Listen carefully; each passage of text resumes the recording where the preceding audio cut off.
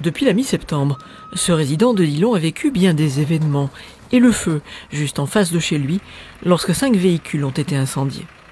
Ça fait plutôt peur de voir les flammes qui sont montées jusqu'au palmier, même les arbres en face sont brûlés.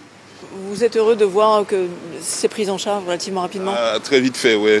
Pour une fois, ça a été très vite, donc ça fait plaisir. Et puis j'espère qu'avec les voisins, plutôt que d'avoir ce spectacle-là, on mettra des fleurs. Ça sera quand même plus joli. Les carcasses calcinées créent un véritable sentiment d'insécurité. Donc pour nous, l'objectif aussi, au-delà de rétablir la circulation, c'est d'apaiser les personnes qui sont à proximité de ces véhicules calcinés.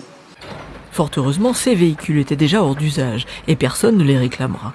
Pour la ville, chaque matin, l'urgence consiste à dégager les voies de circulation, puis évacuer les carcasses au plus tôt. 82 depuis le 13 septembre. Environ 20% des véhicules incendiés étaient en bon état de marche. On conseille aux propriétaires qui nous contactent d'aller porter plainte au commissariat.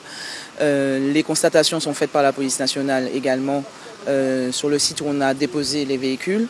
Et c'est vrai qu'une fois qu'ils sont calcinés, des fois on n'arrive pas à voir la plaque d'immatriculation ou le numéro de série sur le véhicule.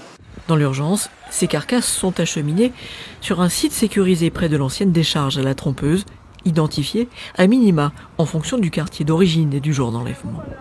Les véhicules rejoindront ensuite la filière recyclage. Ils sont en transition le temps que les véhicules soient répertoriés et pris en charge par les différents experts des assurances. Et effectivement, ils seront ensuite renvoyés vers Métal-Dôme pour un traitement définitif. Tout ce qu'il y avait sur les barrages se retrouve ici, donc du bois, des métaux, des pneus brûlés. Et la grosse difficulté qui est posée au service, c'est le tri de ces déchets, puisque les déchets sont ramenés ici en vrac.